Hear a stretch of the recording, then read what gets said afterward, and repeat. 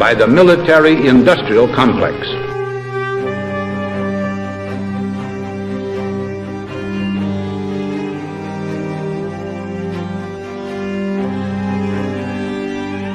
It could be seen to move violently forward, violently forward, violently forward. I'm just a patsy.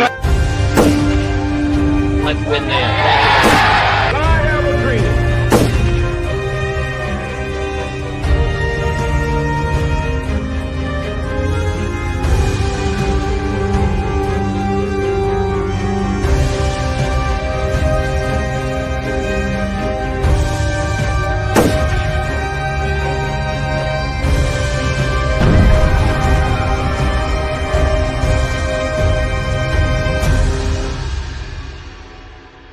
I said this once or twice, but it bears repeating.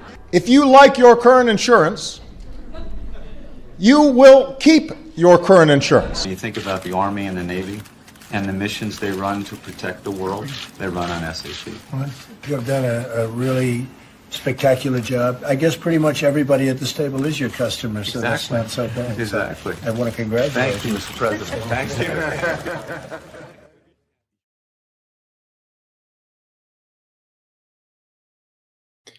And we're back.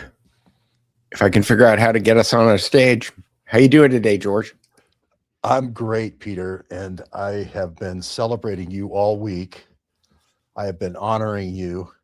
But I just took it off. But I've had the Quigley and Sutton hoodie on all week long, and it's been awesome. Everyone comes up to me and goes, "Oh man, great school." Isn't it great? Well, I have your other sweatshirt here, but you'll be getting it back when you come to do your charrette. No, I made friends with somebody with my Quigley, and my dog is Quigley.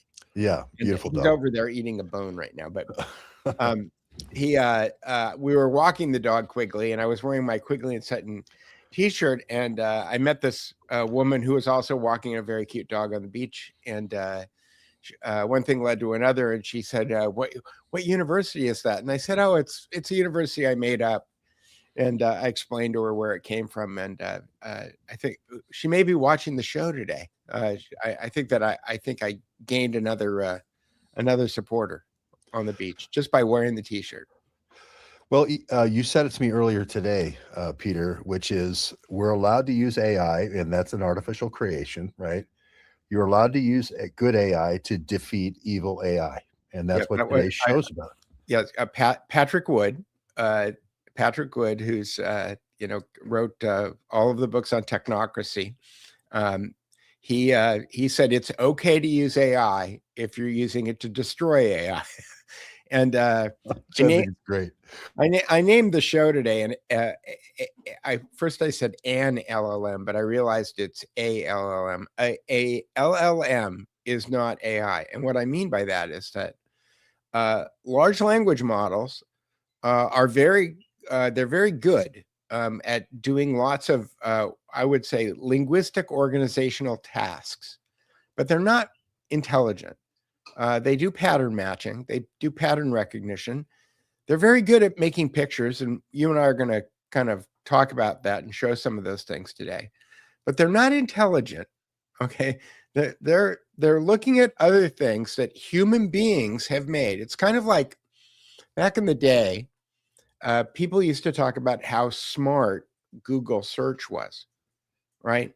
But Google search was based on something called PageRank, and Larry Page wrote his dissertation on ranking algorithms and he used citations for professional papers.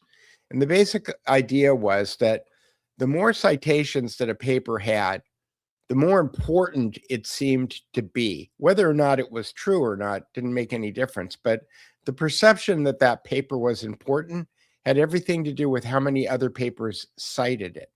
And so Larry Page wrote an algorithm that looked at a web page, and it said how many other web pages are pointing at this web page, because for a particular set of keywords or terms. And he built an index that way, and that turned into Google, and that was PageRank. And people, before that, there was Alta Vista, I think Alta Vista was like the big search engine that was like the really good one. And all of a sudden things were, it was a sea change, right? The search results that came back were, it seemed like they were much better. Google laughed all the way to the bank after that. Well, I think AI is very similar. And in fact, it's probably using similar techniques in that it is, it's pattern matching sentences. It's kind of like the autocomplete, when you're typing in your search bar. It's like that, only it's bigger. It's got more scope. But that's not matching what jumping back to Larry Page for a second. There were a bunch of human beings that needed to make those citations in those papers. There were a bunch of people who, when they were coding web pages, were coding links to other pages. That was all of the data that Google was using in order to make the page rank smart. If there weren't actually a bunch of human beings doing a bunch of intelligent things, okay, then Google wouldn't have been that smart. And likewise with large language models, if it weren't scraping Ernest Hemingway and every other great writer in history, it wouldn't be able to write a sentence, right? Because it wouldn't have anything to match against. So to call it intelligent, I think is marketing. I don't think, and I think it's unfair. Well, you have the Library of Alexandria. You've recovered it. I'm trying. You have I think almost 1,000 books on your digital Library of Alexandria. Well, that's on the web. That's on the web, and on my computer, I've got a lot more. Oh, okay. Well, we're going to get to that. Yeah. But you've recreated the Library of Alexandria. If you remember when you said Larry Page and Sergey Brin, it reminded me of the Digital Libraries Initiative, which was a DARPA project, right? DARPA project. So DARPA funded at Stanford. Stanford had the Stanford Library Project. But like you said, they read in, remember when they were digitizing all those books? They worked with the University of Michigan and the 4 different, that was a digitization project to do this. How does one word fall in relation to other words? Oh, there it is. There's the beautiful Library of Alexandria. I call it the Library of Alexandria. Well, it's in it. The books that come out of it, or there's a folder on my computer called Alexandria. Yeah. But you'll see in the upper right hand corner there, George, I have 1, 2, 3, 4, 5, 6, 7, 8, 9, 10, 11, 12, 13. 13 times 3 is 39. I have 39 different little flags there, and you can now translate any of these pages. So if you want to learn about 2 world wars and Hitler, and you want to learn it, you want to read it in German, I just have to go find, that's the Russian flag. Right. Well, here, I'll do it in Russian. You can see these things, it'll translate it into 39 different languages now. So I calculated from the time it takes to leave Thessalonica, right?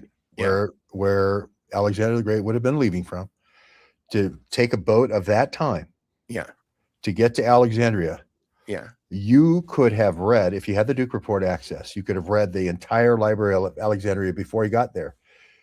So when he got there, if he would have had Starlink or something like that with Elon Musk, he could have read the whole library before he got there. And then when he found it burned down, he'd go, that's not too bad. I already looked at Peter Duke's thing. I got pretty much the gist of it. Well, you know what's great about reading all these books is that I met you, 7 or 8, 9, how long? About 8 years ago. 8 years ago. And I've read a lot of books in 8 years. And I used to, I'm going to ask you a question I haven't asked you before. So this will be spontaneous. So Mrs. Heritage History, when I was talking to her the other day, she blew out of Silicon Valley in the 80s. So pre-internet, right? And she was a very, sophisticated engineer, but somehow she figured out that there was something going on in Silicon Valley that she and her husband did not like, right? And then they moved off, and she started reading old history books. And because of copyright, she could read anything she wanted that was older than 1923. because to your point, they were digitizing all of those books, and they became available on the Webb archive. So she just started reading all those books. So she's been reading those books since 30 years, for 30 years. And she wasn't reading 20th century books. Now, you and I were reading 20th century books, right? And, her comment about that was that that it's kind of a minefield because there's so much disinformation. You got guys out there like Niall Ferguson who are writing these hagiographies, right? The kind of like, canonizing certain people as good guys in a very kind of Leo Strauss way, and other people are bad guys. Obviously, like Hitler was the bad guy, right? But Stalin a bad guy? Because Stalin killed more people than Hitler, but somehow he didn't wind up in the same kind of category as Hitler. So the point that the question that I wanted to ask you is like, what was your moment? When did you look around and say, hey, the things I see on television aren't lining up with what's going on? I know that you were doing some blogging in Oregon, but like where did you start? Well, red pill moment, I guess, I've had several different red pill moments. I haven't had the black pill moment yet, but I haven't had one. I don't think you've had it either. But I think I saw this special that was done on Squibs. It might have been Jason Bermas's Spare Change. I don't know what the documentary was. Loose Change, yeah. Oh, Loose Change. I apologize. Yeah. But it's the Squibs. And I had seen controlled demolitions before because a lot of times they take down these old casinos and so forth at Las Vegas and so forth. So I'd seen controlled demolition, and I said, that's controlled demolition. And it wasn't even the building 7. It was building 1 or building 2. Right. And that's when I said, oh, I'm done. Nature doesn't travel in straight lines, and nature doesn't travel in syncopation. That's not how it works. And it doesn't do free fall. And then, of course, later with building 7 and Richard Gage and all that, it just proved it like beyond all doubt. So I'd say probably that documentary really shook it up. But for me, it was personal in Portland because I was a very liberal and I was pushing for no JTTF in Portland because I saw it as a replacement police. It was the FBI was going to come in and have these spies in these local police departments. And then they were going to bring in replacement cops like they are now, like we predicted in Minnesota, UN police. That was the plan, right? So I saw JTTF as, Portland was the last big city that wasn't going to let them in there. And then and for people who don't know what JTTF is, Joint Terrorism Task Force. Right. And they basically make a terrorist event so that you say you need a terrorist task force. And that's how they get their camel nose under the tent in all these big cities. And it was Isn't that how they created fusion centers also? That was how they created fusion centers. And it was an American Phoenix program. It was basically a redo of the Phoenix program in Vietnam. Right. And so that was 2011 when I started blogging against that, when I saw they took this Muslim kid who was just a nice kid and then 3 different informants and radicalized him. And one of them was his girlfriend. The other one's a roommate that lived with him at Oregon State. They started on him when he was a minor, just all these horrible things. Andy McCabe was the guy who made his bones with that. So that was my red pill moment, was Andy McCabe and JTTF, and it was called the Portland Christmas Tree Bomber case. You had a great comment about Andy McCabe, something about how he never arrested anybody for a crime that Andy McCabe didn't create or something. Make crime. He arrested everybody he made a crime for, put it that way. Right. But as far as like using AI and so forth, and how do we beat this machine now that these machines are so much more formidable, because that's going back 15 years. I think you've done just a great job with just the Library of Alexandria type books, and some of them, they don't predate World War II, but some of them do. I know. Well, I've got lots of books that are before World War II. Yeah. I mean, I was just, and we can go over it because one of the things that George and I talked about before the show is that we wanted to start taking a look at the language, the LLMs that I'm using now. And there are some that are on the horizon right now that are pretty interesting also. Uh, I but just have one little vignette before we Okay. go to language models. The first we don't run have in. to go right now. We can. Well, I was just going to say this is my aha moment for language models because Yeah. I worked for a company called Autonomy. It was in the Bay Area. I think it was about 2008 or 2009. It's funny. It's called autonomy. Yeah, it's the absolute, but there was mainly for legal, and it was analyzing letter frequency.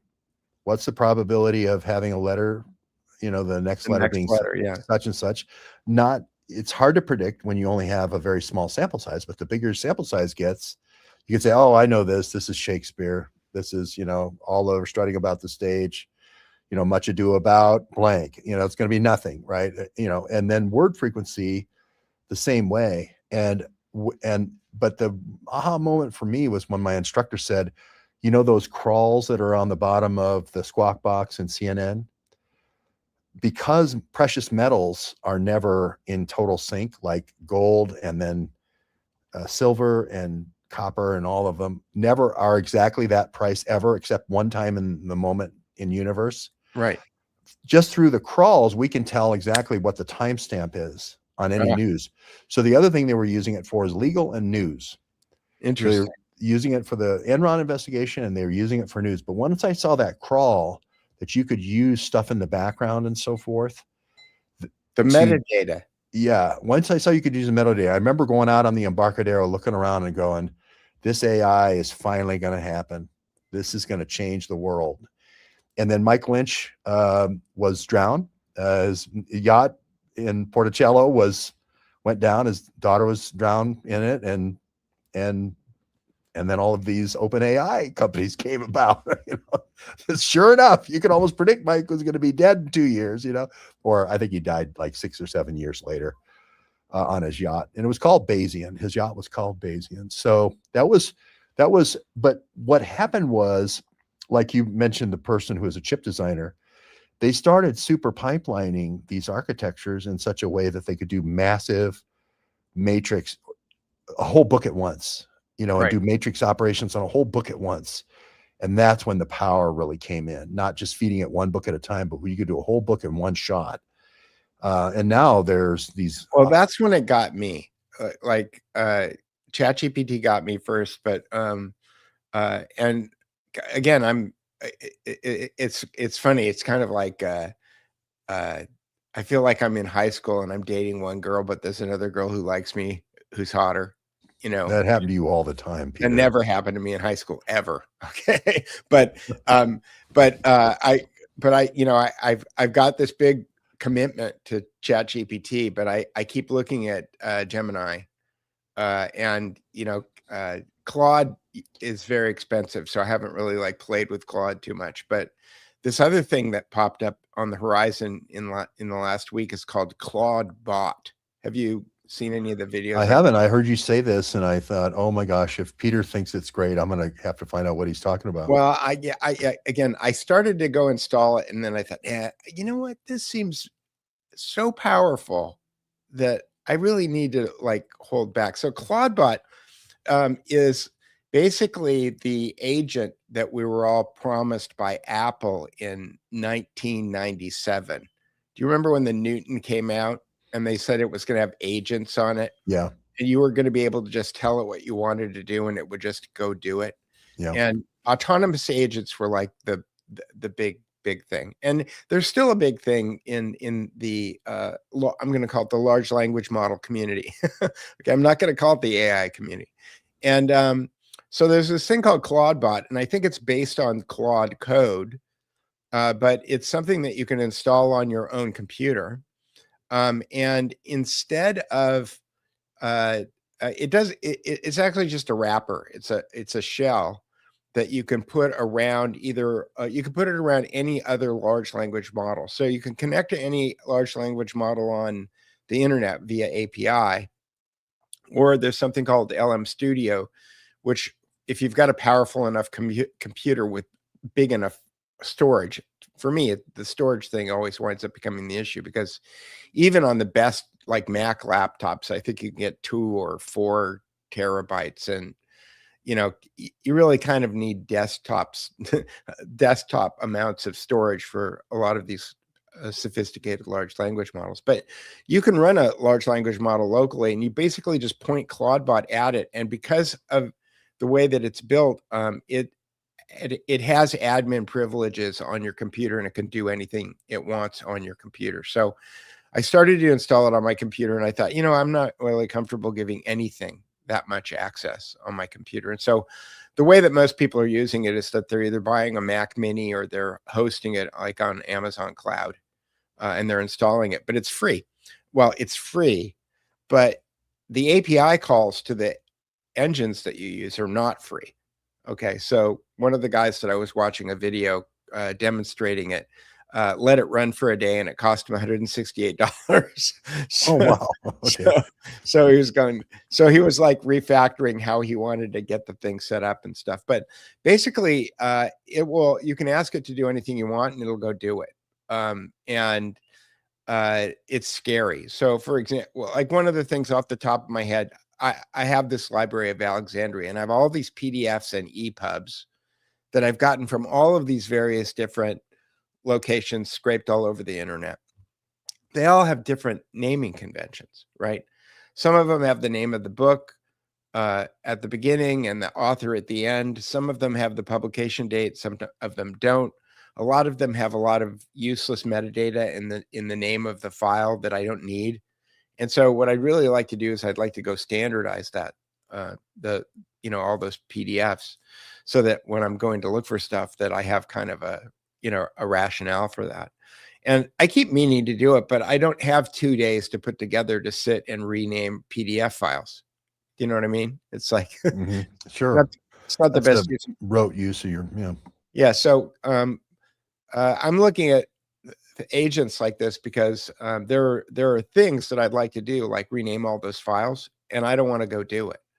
And so that's the kind of stuff that I'm looking at doing right now. Ian Carroll did a really interesting project where he was able to use the agent. It's kind of like, remember the Unix days when you could pipe things together, and you could pipe one thing to the next. He went and got all the transcripts of all the videos. He went through all the steps that you go into on YouTube to get the transcripts. So then he put that into the language model, and then he did the search term of when did the person say this? Because I remember Peter saying something about Patrick Wood, and I don't remember which episode it is. And it would not only would do that, it would he cross-referenced the time stamps. So it would take you directly to that moment in your video, or maybe 10 seconds before. Claudebot can do that. You can Claudebot, you can tell Claudebot, look at all of the videos in this channel and tell me when Patrick Wood is being mentioned.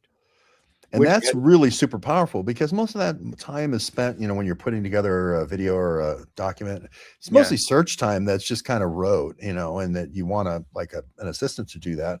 And it really speeds up the creative time. And anything, of course, this is when I get a phone call, anything that helps the creative person put out the creative product and reduces that crap time is really super helpful. And so AI really can help the people with creative intentions to get their creative products out. So there's a lot of hate on AI because of the evildoers that want to use it to how many bots? That's why I named the show today the way that I named it. They want to name, they want people to believe that this technology is intelligence, and it's not. They want to, and I was just looking at Aristotle right before the show started, because there was this. This may sound non sequitur, but there's this conceit that the LaRouche people make based on an essay that Lyndon LaRouche wrote called the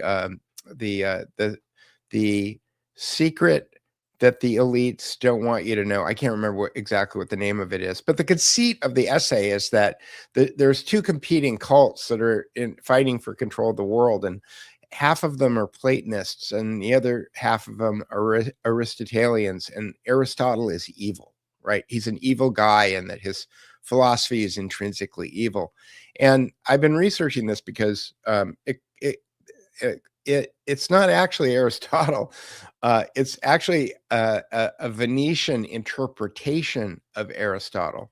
So to go and condemn Aristotle for something, for the interpretation of Aristotle that a Venetian made, seems disingenuous to me, And so I was researching all of this stuff, but I was doing it by putting Webster Tarpley's book against oligarchy into Notebook LM and then asking it questions, because I remembered that Tarpley said something about it in the book, and I narrowed it down and I got the guy's name, and now I'm having it make graphics that explain it. And when I get it done correctly, then I'll send it off to Courtney and I'll publish it. But it's almost like calling a witness. I'd like to call Shakespeare to the stand. I'd like to call Francis Bacon to the stand. Right. I see that some people are talking about the word frequency analysis identified the different Shakespearean authors, and I think Francis Bacon had all of Cambridge, working for him. Like Queen Elizabeth just said, look, just produce everything you can to make the Catholics look bad and the Protestants look good. Okay. And they just had thousands and thousands and thousands. And they took these old scripts, and then they just slotted in names for the good guy and the bad guy. But no, I think you're correct. I mean, Robert Frederick, who's got a great Substack channel, that Hidden Life is Best. He writes a lot about this stuff, but he's completely convinced and makes the best argument that that Francis Bacon was William Shakespeare. And I think that I helped convince him. I don't know if this is in my head. I don't know if it's true. He hasn't told me this, but I did make a graphic once where I took William Shakespeare and I can go find it if you're talking about something else, but in the format of the Walt Disney logo, because my argument was that calling Francis Bacon the author of William Shakespeare is like calling Walt Disney the author of Snow White. Like, right. He was running a studio, he was running a studio. Right? Yeah. And I would say my theory of the world is one set of Rothschild cousins battling another set of Rothschild cousins. It's like Family Feud. It's like, oh, well, just look at all the world wars. It's all Family Feud. Right. The Second World War is just kind of a cleanup on the First World War, and I think I have a graphic about that in my Two World Wars. I know you do. Preparata. You've got the Preparata stuff. With no, here, let me pull it up. With King Edward VII, and it's funny because again, I had this knee-jerk thing when I really started to understand the participation of Edward VII in basically setting up his cousin and his nephew, Kaiser Wilhelm and the Tsar, for World War I. One of them didn't survive, or at least, although we're not completely sure. I mean, I read some things in the last couple of weeks that suggest that Tsar Nicholas, that the reason that they got killed in the bottom of a mine shaft and their bodies were unidentifiable, the same way that Hitler's body was unidentifiable, was that maybe they just exited and went off and lived in the Bahamas the rest of their lives. But in any case, it seems the public story that we're all told is that King George V, and through his network of cousins, denied asylum to the Tsar, at which point they couldn't escape Russia, and so they were killed. This was his first cousin. It's like, yeah, and they were probably tortured to tell until they get told where the gold was, and then there was no more use. But Rothschilds always leave the last one alive. That's the story of ZR Rifle and the rifle by, I can't remember his name all of a sudden, the last of the Romanovs. But it's an interesting, fascinating history about Edward VIII, the next king to be named, who abdicated. It ends up as just offshore to see who's going to win the war between Russia and United States and then sets up the Cold War basically Right. from Bermuda. I mean, that's another great story, but this is a great story too. Yeah, and so this graphic was created by Notebook LM. Wow. All these graphics are created by Notebook LM. This is again, this is the mechanism by which the oligarchy controls the world financially. Right here in one graphic. Now there are a couple of spelling errors. There's I'll show you how I make these things. There's a couple of spelling errors, okay, but it's 98% perfect. These would be great placemats to have when your woke relatives come over. I want to start teaching 8th grade. I mean, that's what Mrs. Heritage History has convinced me that 8th grade is like she said it's the sweet spot because she's been teaching homeschool for 30 years. She said by the time people get into 9th grade, they've made their mind up about the world. But in 8th grade, there's still a little wiggle room there. So it's probably because the kids want to, attention from the opposite sex. And if they think they have a conspiracy theory or they believe something dumb, they're not going to get any attention from the opposite sex, maybe, or something like that. Probably has something to do with puberty, but right. Yeah. But I'll let you continue. Yeah. It's interesting because John Ruskin, it pulled this out of here. John Ruskin, the daughter of a friend of mine, posted a video on YouTube the other day about how, what a great influence John Ruskin was on her from an art standpoint. And I could criticize John Ruskin a lot on the art standpoint, but she obviously didn't know enough about John Ruskin and read one essay and was touched by it. And that's great. The point is, so my comment back to her, though, was something like to the effect of, if you killed baby John Ruskin instead of baby Hitler, you'd save 100 million more lives. Well, give me a character thumbnail of this person. I don't believe I've heard of him. Well, the great thing about Notebook LM is it gave the thumbnail right here. It says this guy was the spiritual guy. He was the first art professor hired at Oxford, and some of his first students in his first classes were Cecil Rhodes, Alfred Milner. He basically became the spiritual guide for them. But years before Rhodes and Milner got there, he had this student named Henry Wentworth Monk. And during the Civil War, in 1863, he sent Henry Wentworth Monk to the United States because Monk was the British were kind of they aligned with the South, but Monk was a Canadian, and he sent Monk to talk to Abraham Lincoln about having the United States of America recognize Palestine as a Jewish homeland in 1863. This guy is not a Jew. Okay. And he sent another Anglican to the United States during the Civil War to petition Lincoln to recognize Palestine as a Jewish homeland.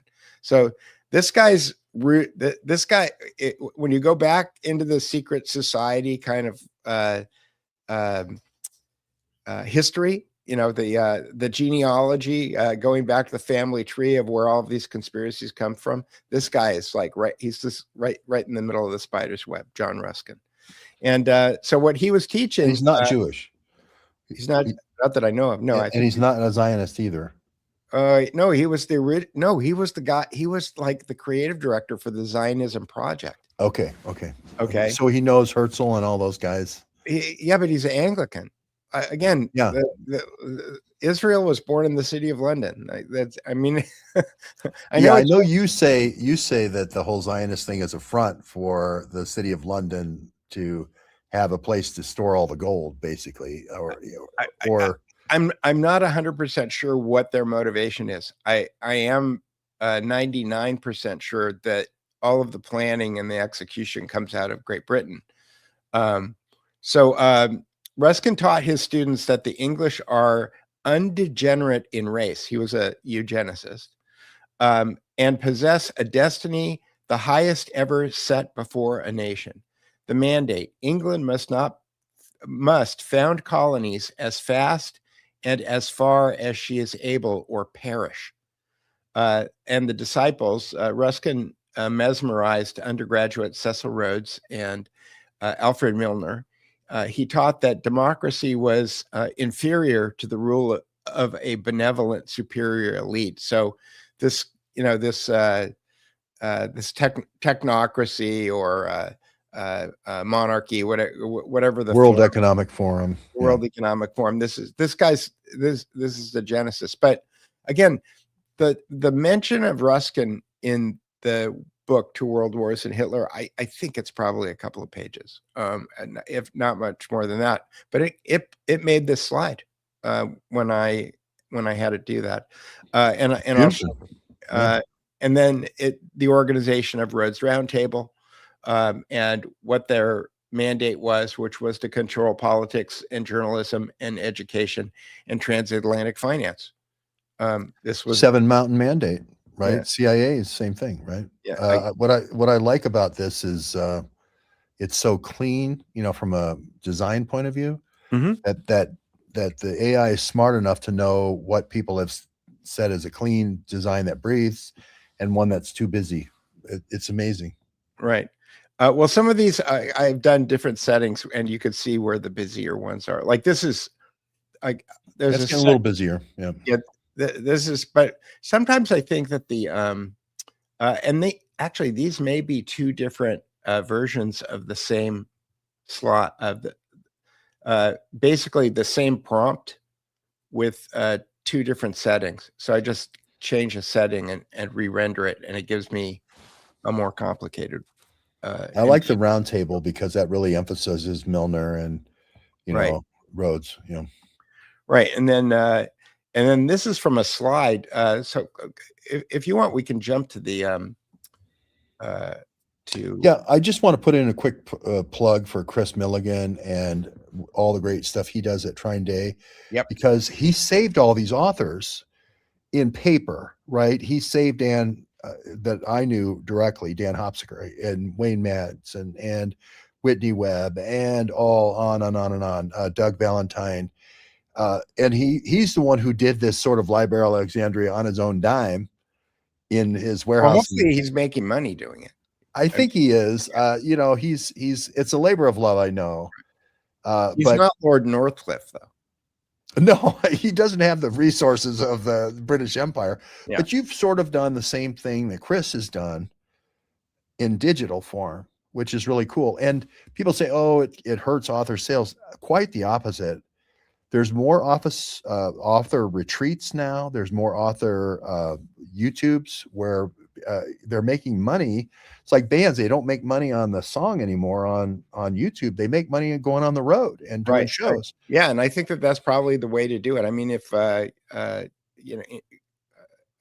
been meaning to talk to Guido about that, because I think that you're absolutely right. Richard Poe too. Like I see Richard Poe's name pop up. It's like, these guys should be doing Zoom calls and be charging people $100 a piece to get on the Zoom call and talk to them for an hour, because that's the juice, as George Webb would say, like that's really kind of like it. And yeah, I feel like I'm marketing. Look, I feel like I probably sold 200 or 300 copies of Two World Wars and Hitler at this point. And also the word of mouth factor, because Notebook LM gives you the nice thumbnail, a 2-minute or a 6-minute or a 30, people tend to go through all those rungs for a book. And then by the time they read the book, they've internalized the book, what the gist of the book is, and then they're running around as salespeople for the book. They're raving fans for the book. So this idea that somehow this process hurts author sales is exactly incorrect. As an author, I can tell you that's true. And thank you, Peter, for you and Chris together. I see you both as kind of like the last saviors of the ark, putting the stuff on the ark, making sure we don't lose this. Right. Yeah, it's going to change it all. Yeah. Here we sold one. Okay. Yeah. Okay. I'll go check out that book, Two World Wars and Hitler. It will change the way that you look at everything. This book. It answers awesome. it Yeah. answers so many questions. And I mean, I love the Putzi. Where's the Putzi Hanfstengel slide? You know, I'd never heard of Putzi before this, and when you told me he was the handler for Hitler and all the connections and how he wrote Mein Kampf, practically every word for Hitler, and Hitler, all he did was translate it into German. Well, no, he edited it, but still again, had a lot of fingerprints on. Here's a great Mein Kampf. Herbert Hoover slide. So Herbert Hoover. So I was kind of my wife and I were watching there's a channel that covers kind of the tragedy of rich people stories, and the Leland Stanford Sr., Leland Stanford Jr., and then Jane Stanford, who seemed to have been murdered.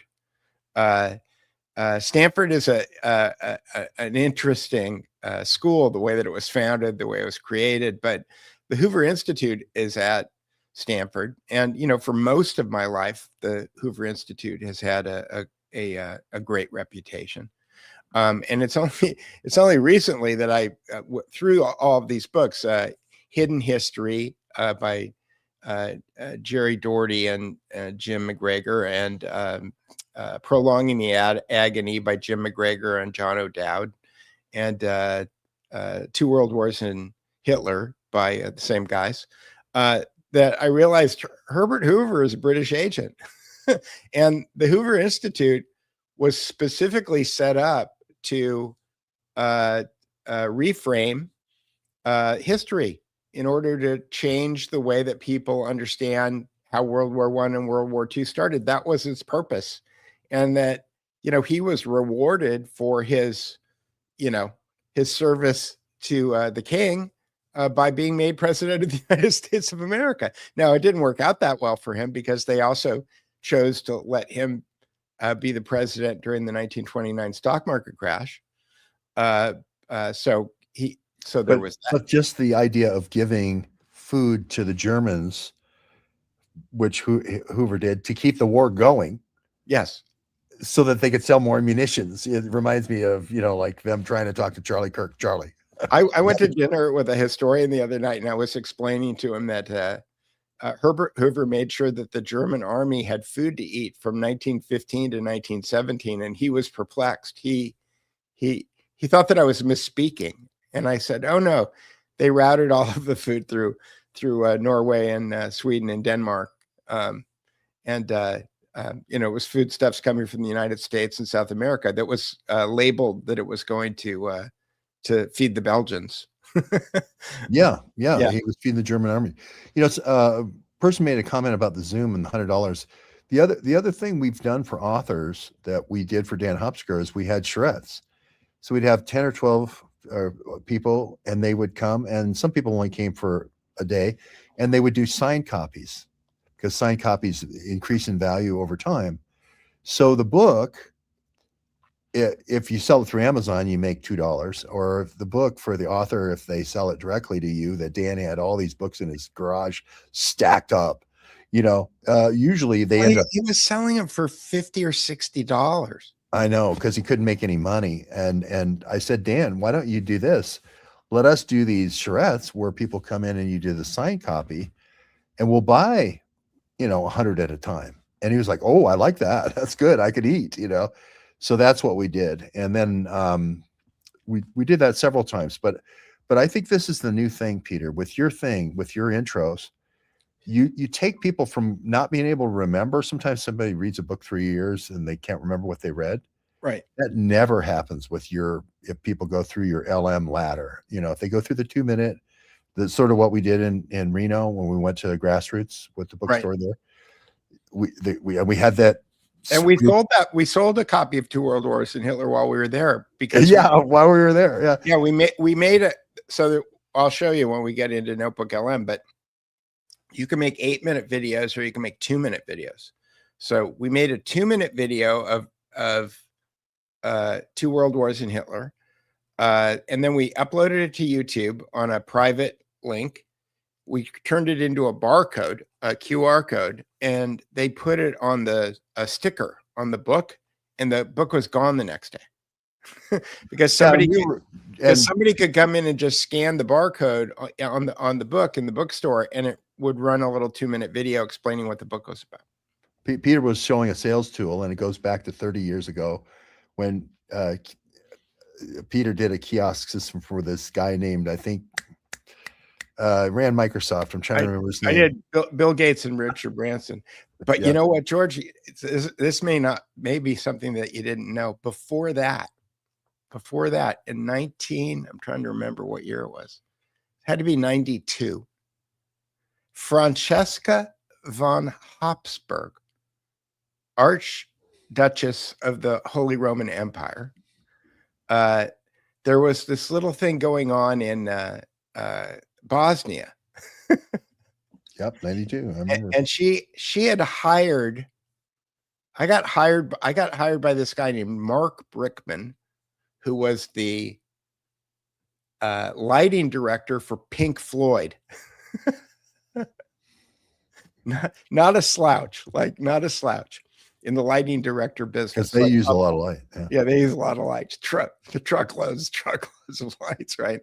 And Brickman, I met him at a meeting, and he called me up because Francesca von Habsburg was doing a fundraiser at the Museum of Modern Art in New York City, and she needed to be able to build a kiosk, and it needed to be delivered like in 3 or 4 days. And I had just learned this new thing called HTML. And there were these kiosks that have web browsers built into them with touchscreens, which was the same technology that I wound up using at Virgin. And so I spent all weekend and I coded up the reason that I know about all of this stuff is that she was sending all these mercenaries in. She hired somebody like Eric Prince, right? Who had a bunch of wild geese with a C-130 and some little birds. And they went in freelance into war zones and saved priceless art in old Catholic churches. So they were basically, it was a looting to save it kind of operation with guys with lots of military equipment. Anyway, she was fundraising for this, and she needed this kiosk, and so I built that kiosk. I've actually had my work in the Museum of Modern Art in New York. That's an awesome story. I didn't know that one.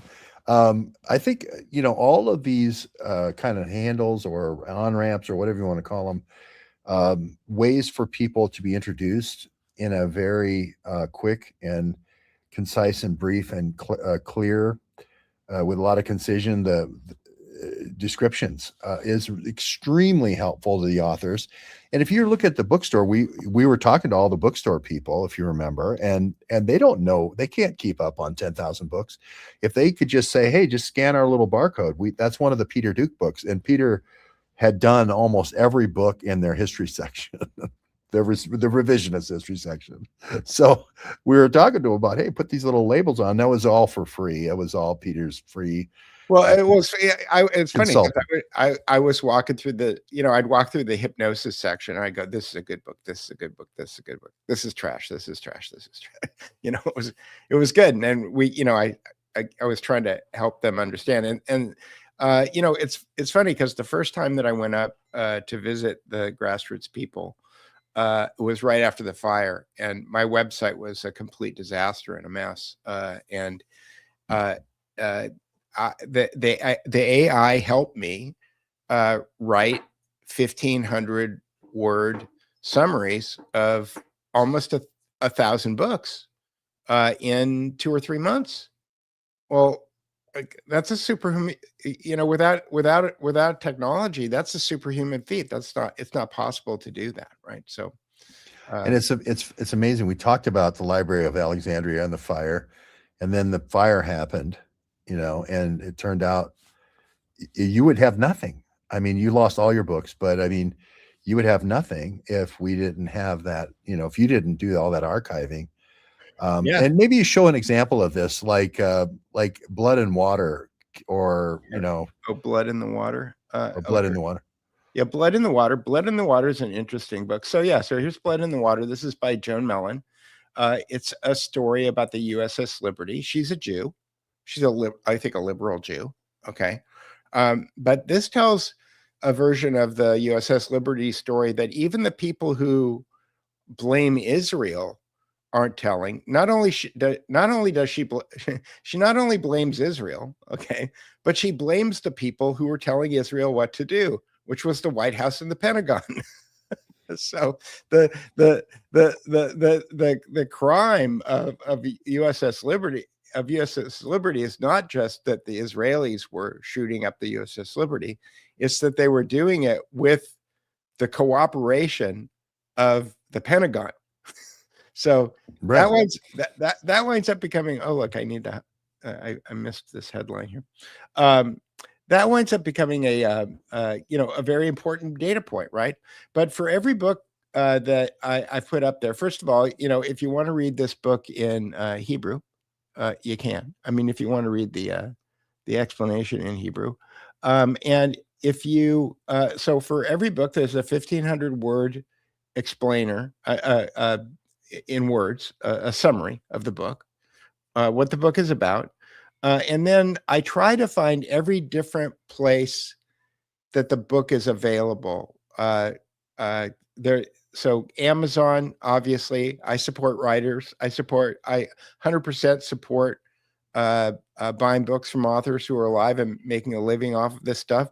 But if they've been dead for 50 years, I'm a little squishy on that one. The copyright holders may not like that, but I don't mind going and grabbing a PDF if I can. And Anna's Archive is basically like Napster for books.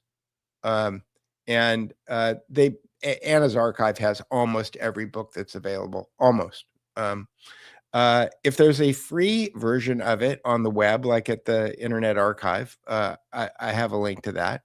And then there's a website called Bookfinder, which searches all of the used bookstores for books. So here's 4 different ways that you can go get this book. This is the explainer video that I made with Notebook LM, and I can play it if you want me to. It's probably 6 minutes. And then here's an interview with Joan Mellon, and she's talking about the book. And then I've got this book categorized in the Zionism section. And so here are other books that I have on Zionism. And then if there's a preview available from Kindle, you can actually just read the preview of the book right here on the Duke Report page. And it's usually like the first chapter of the book, or the preface, or the foreword, or something like that. So I've got this. This is one book, and I have I think I have about almost 900 books at this point, and almost every one of them has a 1,500 word summary. Hundreds of them have. Anna's Archive is not down. Anna'sArchive.org is down. So go to Anna'sArchive.li. And I realized that most of the links for Anna's Archive on the book section have .org. And so I'm going to have to go in and do a database refresh on that in order to fix that. But Anna's Archive is up. They lost the .org domain name, probably through some kind of litigation. But Anna's Archive still lives right now. Yeah, well, and we have the journalism school in Michigan, and we want to have the Zoom room, author Zoom room, where we contact bookstore owners. Again, people say this hurts bookstore owning. No, it's the exact opposite. Knowing that these books exist in your local cool bookstore, first of all, we're helping people identify what bookstore that is, so that you start going to the Grassroots in Sparks. No, a lot of people didn't know Grassroots was there. They didn't know they had a revisionist history. And then you go get the book, and then we could also maybe set up an author thing, but we can Zoom in the bookstore owner and interview the bookstore owner and say, hey, have you ever thought about a revisionist history section that covers the Peter Duke Library of Alexandria? So this is really where we want to be able to tell an author like Guido Preparata, if you come to the United States, here are 45 different independent bookstores that cover your thing, that have said they're willing to host an author day where you can, what they need, author needs to sign and, about 50 to 100 books, Right. to make it worthwhile. Otherwise you're not going to pay for the price of coming around. But that's what we want to get to, is where you just add water. Because I remember Mark Lane coming with Rush to Judgment, coming to Fort Wayne and talking about the magic bullet from when I was 14. And you never forget an experience like that with an author. There's just so much stuff that they know from their research that it really moves the ball forward. One of the things, and we should jump to the LM too, because we've been going for an hour and we haven't done what we're saying we're going to do. But let's do that. On the right side here on series, I've tried to organize the things like a college. Like I have, how the numbering in college. Sure. So the levels. So 100 is, I'm calling it essential reading, and here's where's and do I not have two world wars and Hitler? No, I have two world wars and Hitler in 20th century, because instead of putting two world wars and Hitler in this section, I put the incubation of Nazism, because Guido Preparata did an interesting thing. He wrote Conjuring Hitler, which is basically a college textbook. It's a 700-page book, and it covers. It doesn't. I'm not sure that Putzi Hofstangl has got as much of a footprint in Conjuring Hitler as McGregor and O'Dowd covered, but incubation of Nazism definitely shows the financial blocking and tackling of the Third Reich. And Conjuring Hitler is 700 pages long. Incubation of Nazism is, I think it's like 150 pages long or shorter. And this is a book that you can read in a weekend. It's a short book, because Guido realized that people aren't going to read this big, long, thick college textbook, that he needed to make it much, Anthony Sutton would call it a trade paperback, right?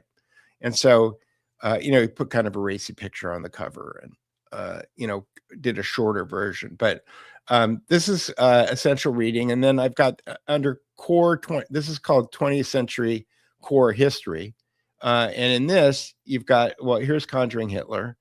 And here's two world wars in Hitler, and here's Wall Street and the Nazis. And these books are heavier reading. These are not these are not light reading. But if you really want the details, if you want the juice, like George says, if you read these books, then you're going to understand world history in a way that 99% of the people on the planet do not understand what happened from roughly 1895 until 1948. Like, most people have no understanding of what actually happened there. And I think also it gives you a lens for the future. It's a way of examining. You see the Charlie Kirk assassination in a whole different way. You say, oh wait, Archduke Ferdinand, same deal, right? Split everybody. Andrew Breitbart. Right. And you're a big part of that, and Laissez-Faire Lounge, and I wonder if this guy, Turning. This guy is going to come to California soon, and I wonder if he's going to be here at the same time as your charrette. But I don't know if you ever saw this book. Here, let me cover my face. The Andrew Breitbart Corner. You ever heard of this? Did you know Andrew, the guy who did the coroner's tech? So apparently Andrew Breitbart, when he died, his family didn't believe the coroner, and so they had a private autopsy. The guy who did the tech who did the private autopsy, who was freelancing, he was what do you call it when you he was moonlighting from the LA County Coroner's office. He died of arsenic poisoning the day after he did the autopsy on Andrew. Wow. Yeah, it poured in his ear, because that's what people do when they dream about Macbeth. It's right out of the Mossad hit book. And nobody is, you show a foundation 52,000 stories of the Holocaust. So you don't accuse Peter being a anti-Semite, but No, yeah, I that's just, just I just look at Charlie Kirk, okay, and I again look at this guy named George Webb said, look at the metadata, look at all of the people who are jostling to control the legacy. I'm doing my Cassius Clay, right? well, Look I at thought all, you were doing Baron Coleman. look at. Yeah. Well, you need to tell me about Baron Coleman because I know him. Oh, do you? Okay, from Because, Ali Alexander, probably. yeah, because yep, he was, and I'm wondering, I'm not wondering now what his relationship was. I mean, he was Ali's lawyer. Yeah. On Yeah. you know, all of those events that I was at, Baron was always there. Yeah. I don't want to. Yeah, I okay. want to make sure we get to LM, but as far as let's just skip that. Okay, for yeah, right let's now. skip it. Anyway, the point is that I was going to make when I was doing my Muhammad Ali, okay, is that because I'm old, I remember who all the people were that were popping up and trying to wrestle the Breitbart empire. You know, there was Ben Shapiro, there was Steve Bannon, like there was all of these people, there was all of this kind of jostling to go around about like who was going to pick up the gauntlet and who was going to take care of Andrew's legacy. And I probably would not be sitting here talking to you if he had not died.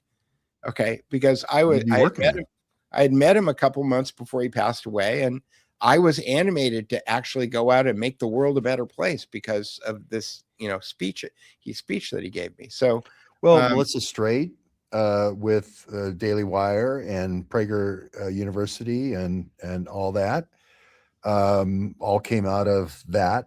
right. So there's Daily Wire. there's so much overlap between Charlie and Andrew. You know, It's like weird. How do we send in Mossad agents to take over the right? Well, you'd need Ben, and then you'd need Candace, and you'd need Melissa. And then it's almost like the same players. It's almost like they're doing another Macbeth. Who's the Macbeth going to be this time, or who's going to be the Andy Breitbart this time? I don't want to say they're involved in a murder conspiracy, but it is kind of an infiltration and a takeover from the inside out. It's very Venetian. And you were in business with Chuck Johnson, and Chuck shared a cube. Who's in jail? I know, because he thinks he can. How does Chuck just say a couple of nasty things about a judge, right? And then he gets put in jail, and then other people get away with threatening to murder a courthouse full of judges and don't seem to ever. I don't know. I think he didn't. We could probably do a whole show. Yeah. We'll do Chuck later, but I'm just saying he shared a cube with Ben Shapiro. He claimed that he taught Ben Shapiro how to use Twitter. He was the last person to talk to Andy when he was alive. That's the heart attack. That's what he claims. Yeah, the heart attack gun and all that. So there is a lot here. The Baron Coleman is the same. We just have this repeating set of people from the Andy Breitbart takeover, and by the way, I want to just do a shout out to Lee Stranahan, who how is Lee? I haven't. He's on his last legs. His kids, I knew his kids pretty well, and I spent a lot of time with Lee, and he's the only guy to really call out Russiagate for what it really was, which was Ukraine Gate, right? And then he had that heart attack, he had that stroke, right, outside the National Press Club, right as he was about ready to go in and yell, it's not Russiagate, it's Ukraine Gate, and that's when he has the stroke. So anyway, his kids say he's on his last legs, and he had a lot of personal things that not the best, but great reporter. Yeah, but again, you have to wonder, like, if you're one of the, George Webb practices the Catherine Austin Fitz plan of, my dog has got a bone and he could be anywhere in the apartment, but he's just taken the bone and he's put it under my chair. So now he's like chewing the bone under my chair. Loves his dad. Catherine Austin Fitz says that, when they want to take somebody out, then they have to sign a contract. And if you're somebody who's moves around the country stochastically, you become very expensive to manage. Yeah. I look at Lee, and Lee, Lee, George used to walk around the Capitol saying, "If you're going to shoot me, put it right here." And Lee is one of those guys who just was how do you say it? He was He's an iconoclast in the most serious way, which was he would break all the mirrors. He would creature go. of habit was the cliche I was looking at. Right. He was predictable. He was predictable, creature of habit. So, so the deal is that I look at Lee and I wonder, Orson Bean.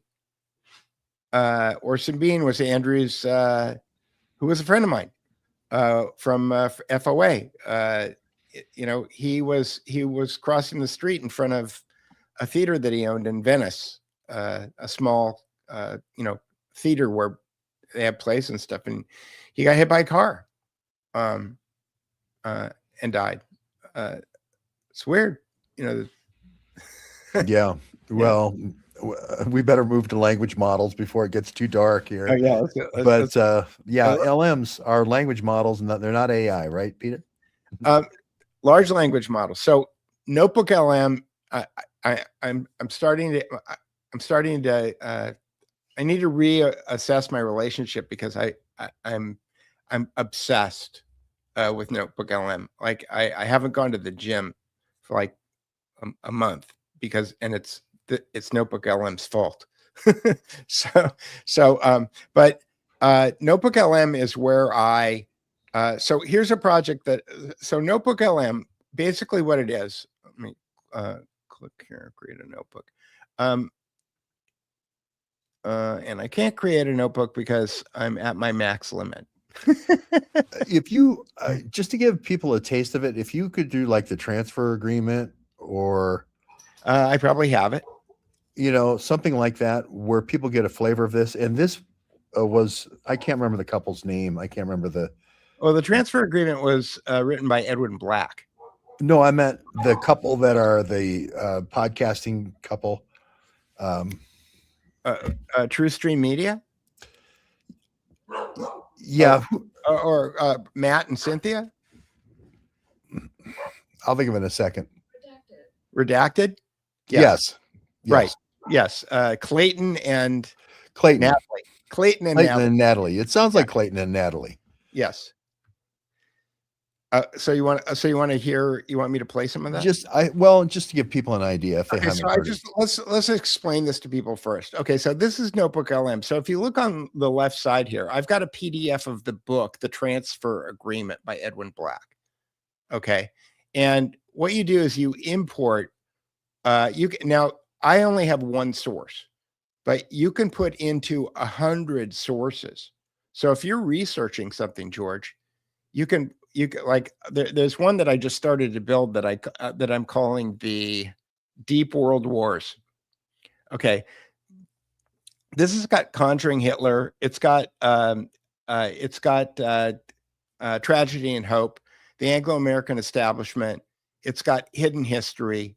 It's got Prolonging the Agony. It's got the Milner-Fabian Conspiracy. It has got the Wall Street Trilogy by Anthony Sutton. It's got all of those books in here.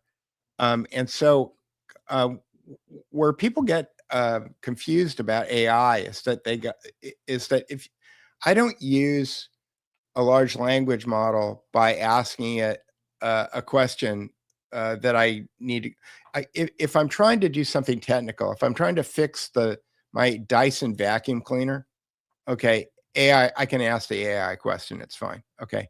But if I'm trying to research something in history, and I understand that in revisionist history, you're not going to get it from a standard source, then what you can do is you can import all of your sources into Notebook LM, and then it will use those sources unless you tell it to. Up here, there's a button here it says search the web, and there's something called fast research, and there's deep research, where you can direct it to go out and look on the web.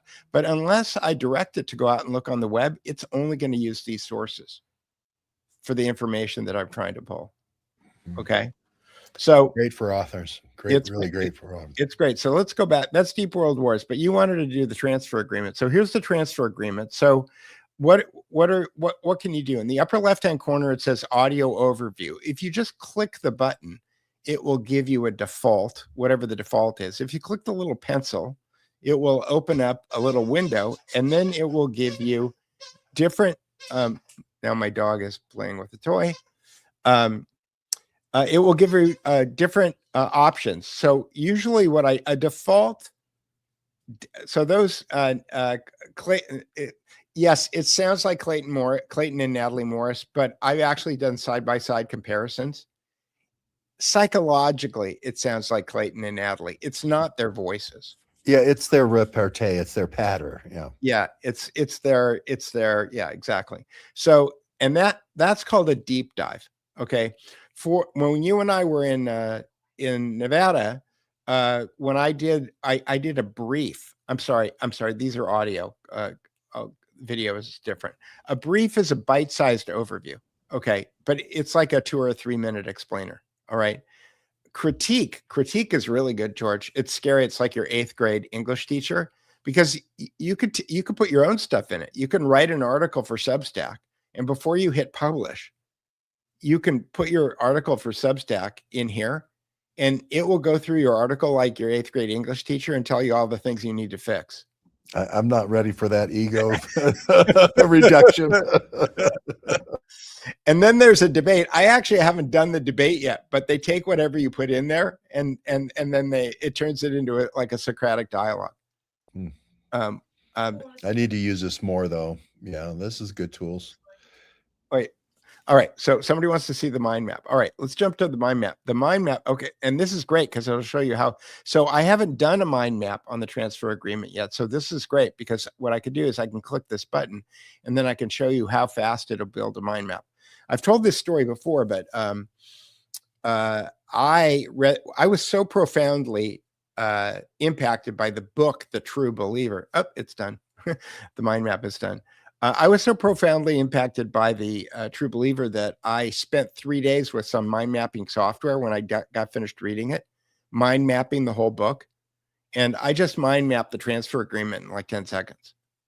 So that's why I said for doing a charrette where you get people that are kind of like book club type people that want to do deep research, this is just incredible because it saves so much time. Right. Yeah. So for people who don't know, the transfer agreement was an agreement between the Nazis, the Third Reich, and the Jews in Germany, where they were incented financially to move out of Germany to move to Palestine, and I think about 60,000 Jews. Now, what's great about this is that you see that I can open up the whole thing, and then you can go through the whole. Oh, look, Hamlicher shocked from the Reichsbank and the Bank of International Settlements. I didn't know he was there, and then you can go through this whole thing. Stephen that gives Wise. Bank of International Settlements a whole new meaning. Right. Oh my goodness. Yeah. Wow. You know what I mean? Like it was the Havari Agreement and everything. And most people say, yeah, that's a double entendre. That double entendre hit me like a pound of brick. I mean, it's just all of a sudden, just like, okay, we're going to run every reconstruction of every world war through this so that it's directly going to Israel. Right, exactly. You know? So, but what's great about this is that it says resettlement, 60,000 Jews to Palestine. If you click on this, what it'll do is it'll go through the book and it'll put together a dossier on what the impact of the 60,000 Jews to Palestine was in the book. Yeah. Okay. Yeah, So beautiful. It's building that right now. Okay. And this is why I say with an author, this would just be a phenomenal way of asking questions. Or if you're a radio broadcaster or a YouTuber that it's going to be interviewing the author, right? You go right to the section, you know. Right. And again, if you're somebody who interviews authors for a living, like you're a radio talk show host, this gives you a way to get into the book, find out what the book is about, find out how it's organized, get the juice. and then put together some questions.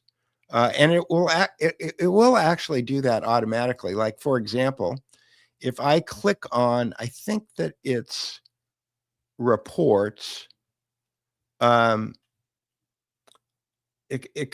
you can create your own. It can create a briefing doc, a study guide, a blog post, a historical analysis, an author profile, key figures and summary, a content explainer. Where are the questions? That's probably more like a quiz, but if I click here on quiz, you could put together a quiz. Again, for people who are like teachers or doing homeschool stuff, this is amazing. The part about this book that I think is so interesting is showing how, like, one shoe dropping, which was they got rid of all the people that were in the way of Hitler becoming chancellor, and then they kind of mothballed Hindenburg, and they got to this Havari agreement lickety split with the Stirna group. I mean, fast. Like, it was almost like, we just need Hitler to go in and implement this agreement, because basically what's this doing is taking the recovery money that Germany was getting off its knees a little bit, right, and sending it for the repatriation to force Jews to leave and create Israel, force them to become farmers, where these are all shopkeepers, right? And they're forcing them to become farmers. This is the story where it was like at the point of a gun. It didn't start, it started in a deliberate forethought way. It wasn't an accident that kind of had with an encroaching anti-Semitism. Yeah, I just asked it if Madagascar was in the book, because I don't know if you read Eichmann in Jerusalem, but right. one of the things that he testified about when he was being tried for crimes against humanity was that he said that he was very sad when the decision was made to kill all the Jews, because he and his team had been working for several months on relocating them all to Madagascar. But see, yeah.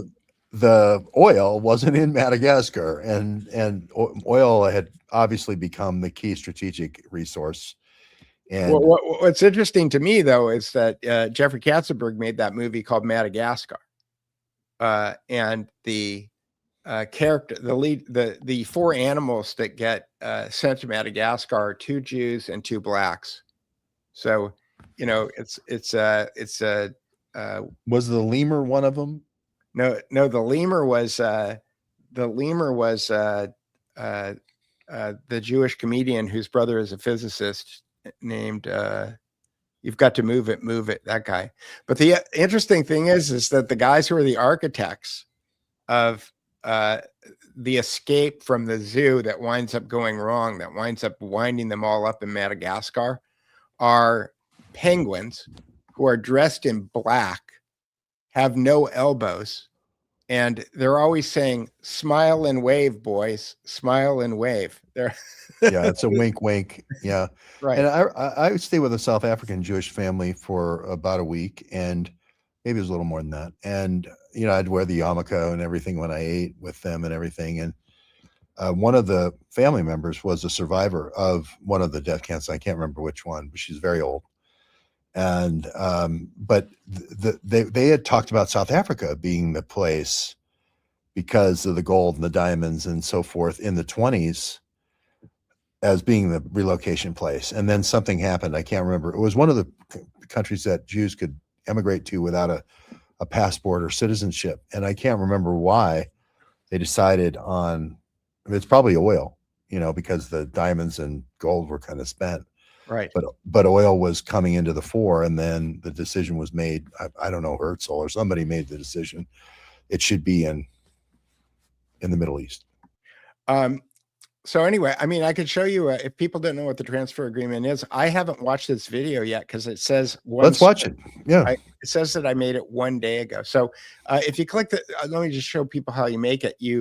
I click on this little pencil here, and then you've got all of these different styles. What I've found is that the engine is better at picking a style based on the content than I am. So I just leave that on automatic.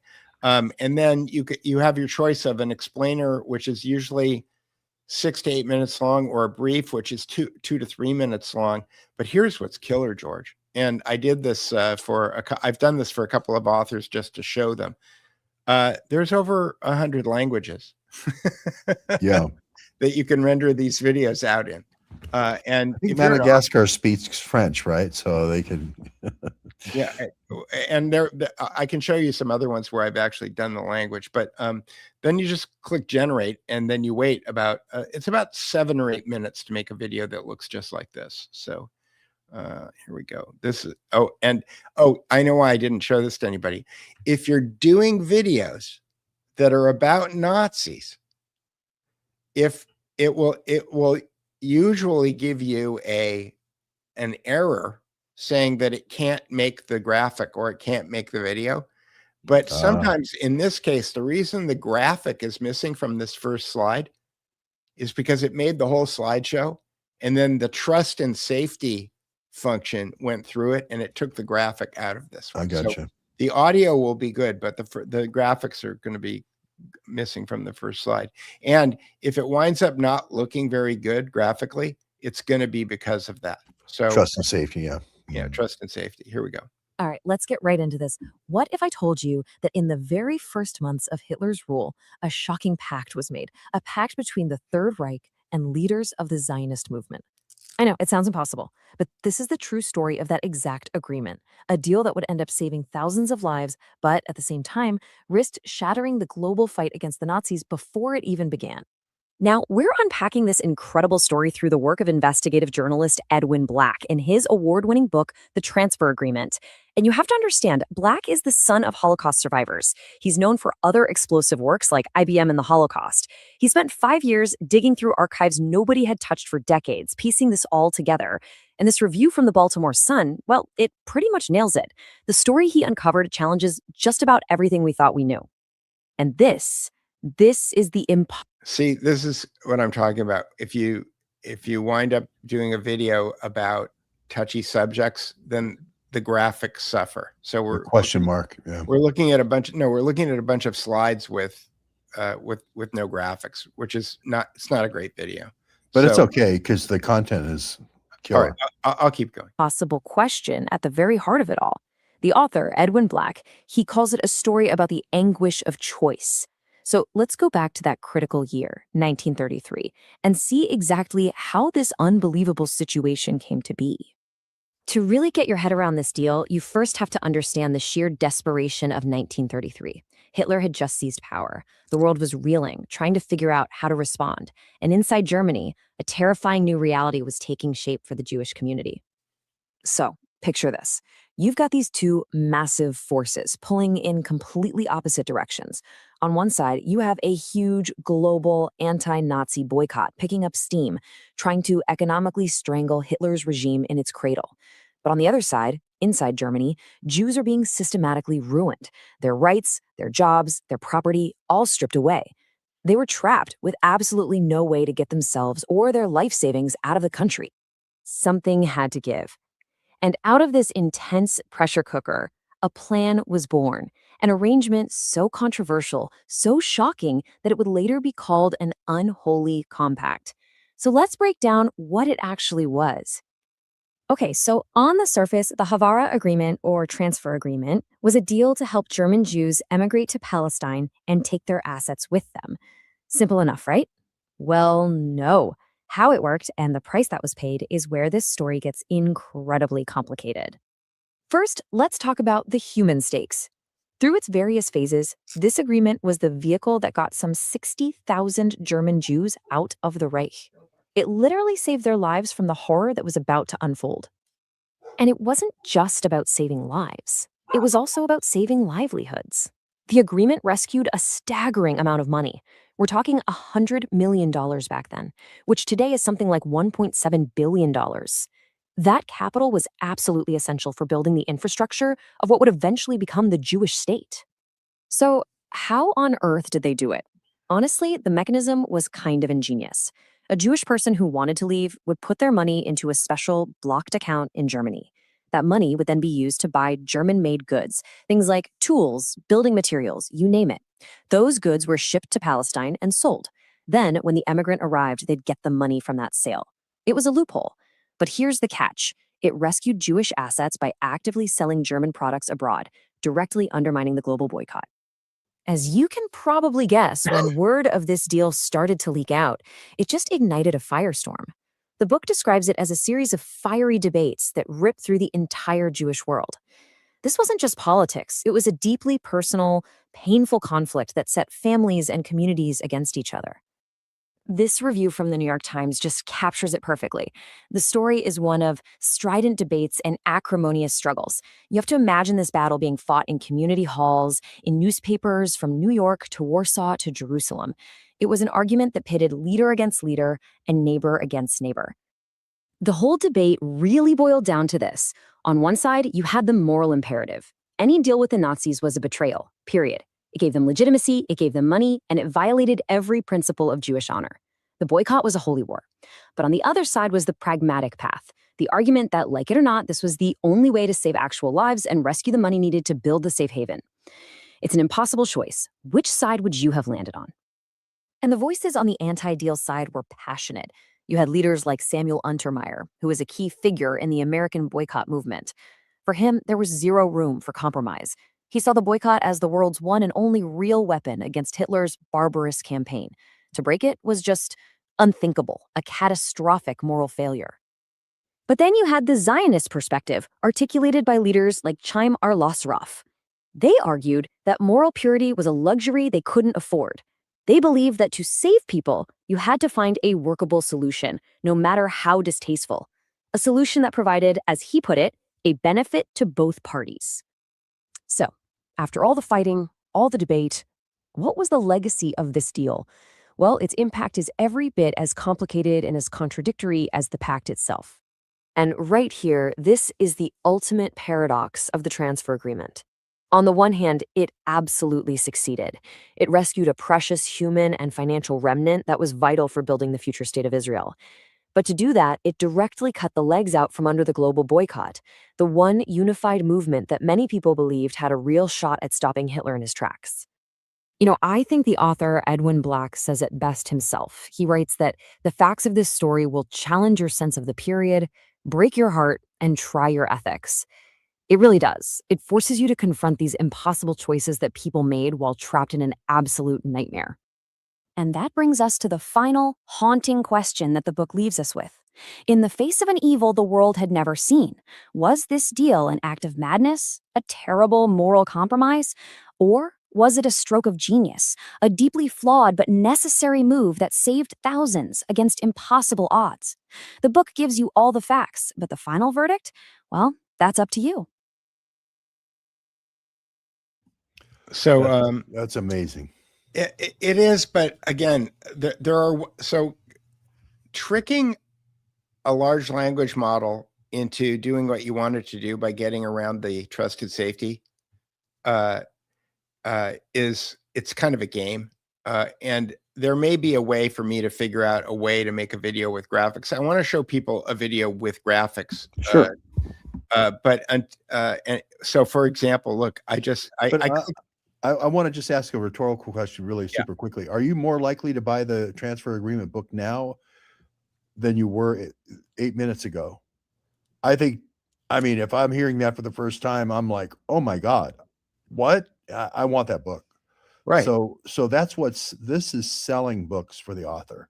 Edwin Black, I think, is dead. I'm not sure. I think he's No, dead. I don't think he is.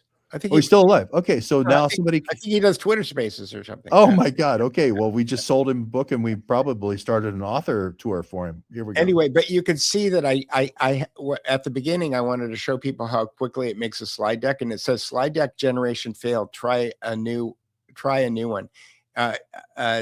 Again, anything that has to do with Nazis, it has problems. However, with all of these things, you can give it a prompt, and if the prompt is good enough, you can get around the trust and safety. One of the things that I've noticed is that if you use thought experiment, that So we just picked a bad one. But before we do this, I want to answer a few questions because some people have asked some questions, and so we can do this. Let's answer questions, and then I'll show people a couple more and things about how we use this. Okay, so somebody said, can you make an archive by taking a picture of each page in a book? Yes, there is a program that you can get for your phone, and it is one of V-Flat. It's called V-Flat Scanner, and you can take. It's the way that I took. Here we go. Share this tab. So, Two World Wars and Hitler, which I own. I don't own a lot of books. I owned lots of books before the fire, but I don't own a lot of books now. But I own Two World Wars and Hitler. Two World Wars and Hitler. There's no PDF available from it for any.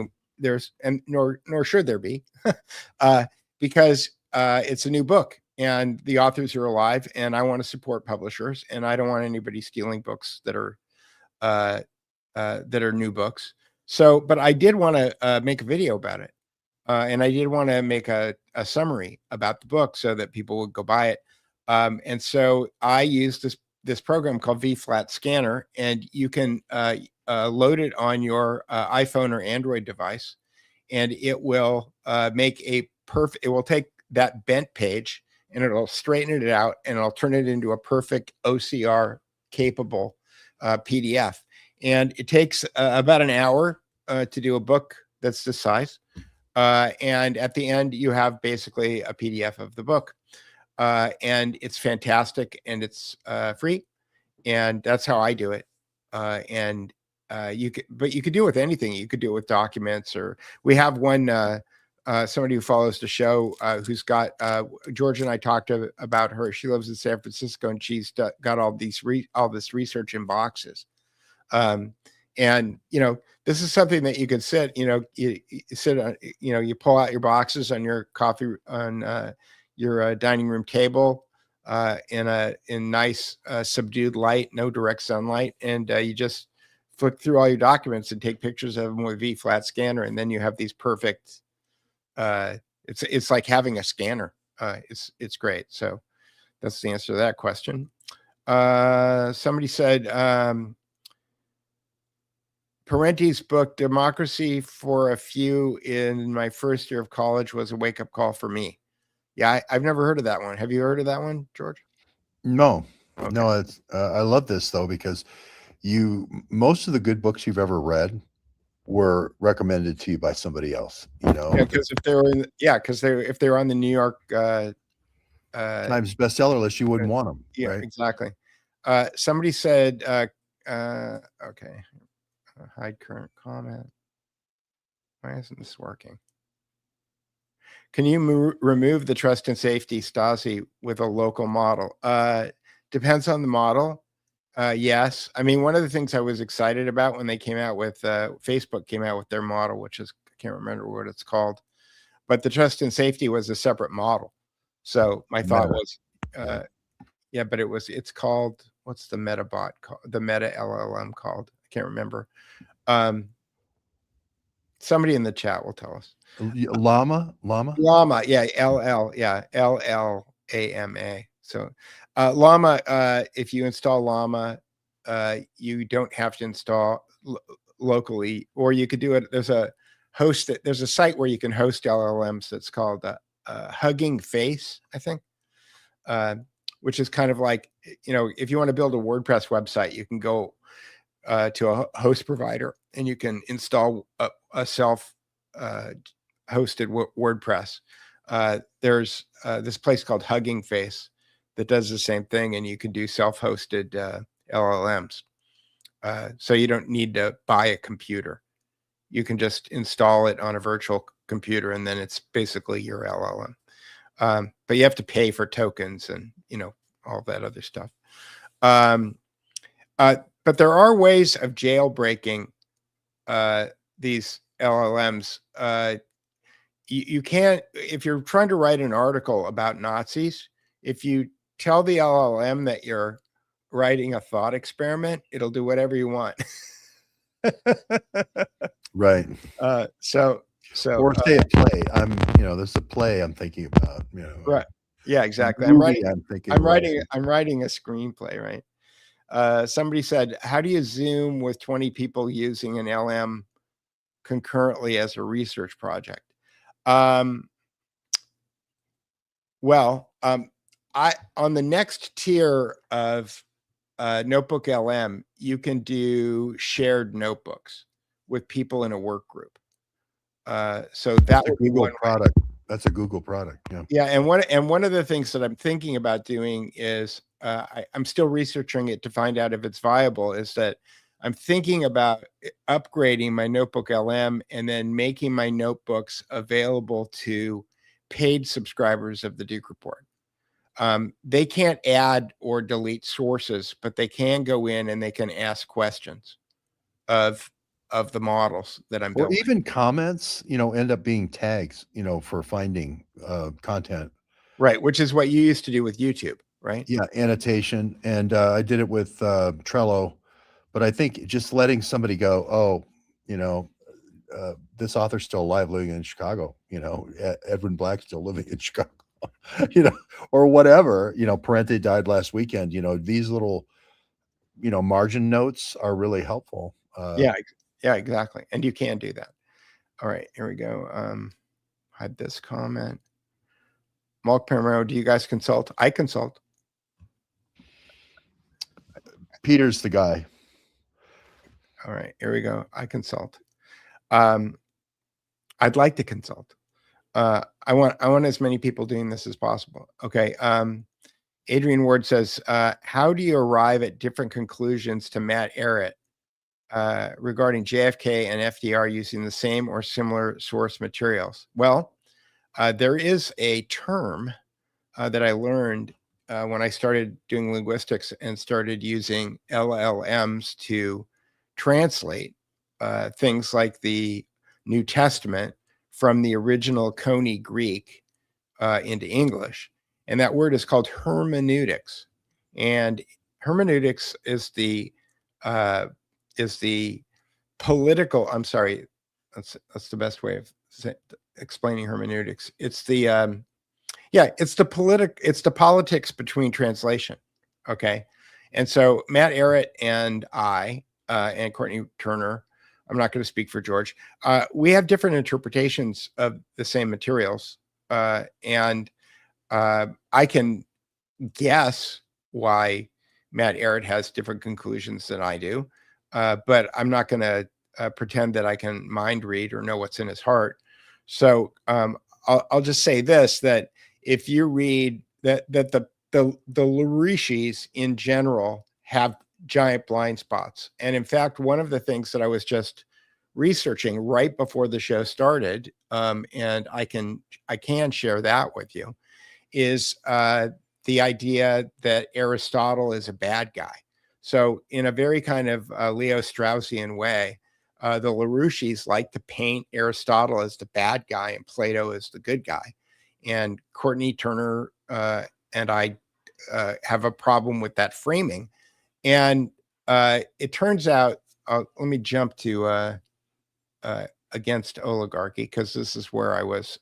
Okay, so first I will share this tab. Then I will jump here and I will show you exactly how I'm using Notebook LM I'm dealing with Aristotle first. I can come around to FDR later. And I'm on the fence about Kennedy, but in the book Against Oligarchy, which is a book that Webster Tarpley never published, it's published on his website. So I downloaded all of the web pages, put them into a PDF, and then I uploaded them to Notebook LM, and that's how I have his book Against Oligarchy. But there's a character in his book named Pietro Pomponazzi. Pietro Pomponazzi. And Pietro Pomponazzi was the guy who interpreted Aristotle and taught his interpretations of Aristotle at the University of Padua. Okay. And I think that this is the genesis of the Aristotle is a bad guy framing, and I'm just going to call it framing, okay? Because I'm not exactly sure what's true. All right, we're talking about things that happened 500 years ago, and the people 500 years ago are talking about somebody who lived 2,000 years ago. So I don't know what's true, but it seems that Pietro Pomponzoni was the guy who was creating this Aristotelian style format and claiming that it was Aristotle. And then you get later on, you get Lyndon LaRouche writing an entire essay called Secrets Known Only to the Inner Elites, about how Aristotle's a bad guy and Plato is a good guy. But in order to help people figure that out, one of the things that I was doing is I was making infographics. So if I click on the pencil here on the infographic, you could put a prompt in here, and you can tell it to go through a whole book and make a graphic that's only about the thing that you want it to make a graphic about, which I find to be really powerful. And I'll show you how I did that on the latest article that I did on stealth power and the illusion of democracy. And it's got 3 different settings. This is what I'm talking about, 3 different settings of detail. There's standard, there's concise, which means that there's less information. So let's say this is for 8th grade, this is for 5th grade, okay? And then there's detailed. Detailed is really good, except it makes spelling errors right now, and that's why it says beta. But again, you can do these things in all these different languages, like 100 different languages, which is crazy to me. So what I did is I wanted it to make a graphic. And so if I click on here, I can show you the prompt that I used. And this prompt I created in the chat. I asked it to do a detail. I said, expand Pietro Pomponzoni's argument. So Pietro Pomponzoni was making an argument about Aristotle. Where did I get this? Well, I looked at the oh wait, I didn't mean to push that button. I was looking at the mind map, and I was looking at, was it subversion? Let's see. Aristotelian ideological foundations. I'm looking for the Pomponzoni. Anyway, there was a subcategory in one of these things that was called where is it? I'm looking for the prompt. That was called the Pomponzoni's argument. So I just asked it to expand Pomponzoni's argument because it already said so. It was already, it had already subdivided the mind map into a category called Pomponzoni's argument. So now I took all of Pomponzoni's argument here and I copied it. And then I went over to the infographic, and I pasted that as a prompt. Right. There we go. Hang on. No, I don't want to delete that. I've got to go find the graphic. View custom prompt. So here it is. So I had it generate all of the stuff that I wanted it to write to make a graphic about Pomponzoni. And then this is what it came up with. Foundations of the Venetian oligarchy.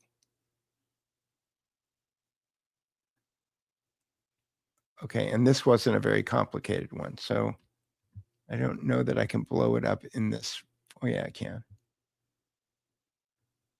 So it's got hostility to Renaissance humanism, and then engineered they engineered the religious schism. So they promoted Protestant theology. They basically created Martin Luther based on Manichaean dualism. In Manichaeanism, there's always a light and a dark to everything, which goes back to Hermetic principles also. And then they created this statecraft based on Aristotle. I think this is kind of like creating physics based on Newton. Like they take somebody who's a figurehead, then they fill their own philosophy in under this person's picture, with the assumption that people won't do too much checking. They'll think of this person as an authority figure, and then they'll just say, oh, if Aristotle said it, it must be right, right? Even if Aristotle didn't really say it, right? So I think that that's what's really going on, and that's why I wonder about LaRouche's interpretation. And then it goes, thinkers like Paulo Sarpi developed the skeptical empiricist methods that later attributed to Francis Bacon. So the conceit of Webster Tarpley and Linda LaRouche is that Sarpi taught Bacon what he wound up doing in England.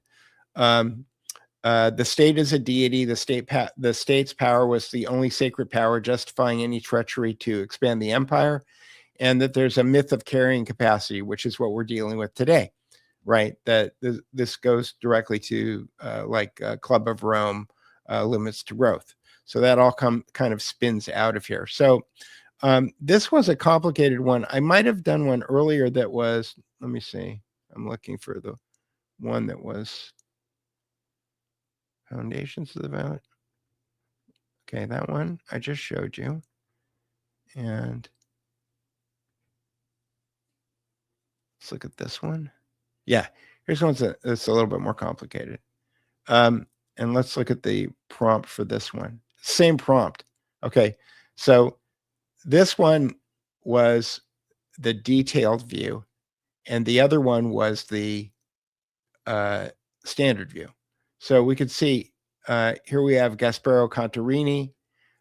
Now, what I didn't like about this one, I made this one first, but it made the graphic, and I don't even think that it has Pomponsoni's name in here, even though I specifically asked it to make a slide about Pomponsoni's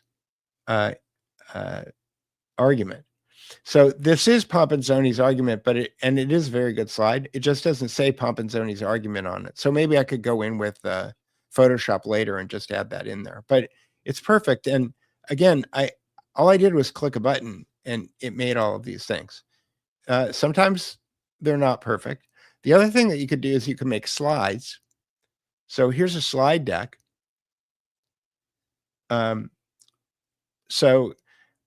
This has gone through, let's see what the prompt is for this. I said, focus on ideological foundations. So this is a slide deck about the book Against Oligarchy by Webster Tarpley. And it has gone through the book and it has made slides focusing on the ideological foundations of the book. So this is more like the graphics that I'm used to seeing. So when I was showing you the Edwin Black book, The Transfer Agreement, I'm kind of used to seeing graphics that look like this, not things that are just text on a slide. So if you'll bear with me, let me see if there's a video here that I can play on this. And we don't have to watch the whole thing, but I'll just give you a taste of what the graphics wind up looking like when you're not dealing with trust and safety. Because fortunately, the trust and safety people haven't figured out the Venetians yet, or the Phoenicians. So today we're diving into a pretty radical thesis about the hidden history of power. This all comes from the work of historian Webster Tarpley, and this guy's no slouch. We're talking a Princeton summa cum laude graduate. His research traces these powerful family networks, these oligarchies, all the way from Renaissance Venice into our modern world. And his argument is that a very specific model of control, born in Venice, didn't just fade away. Nope, it adapted, it moved, and it ended up shaping some of the biggest, most catastrophic events in all of history.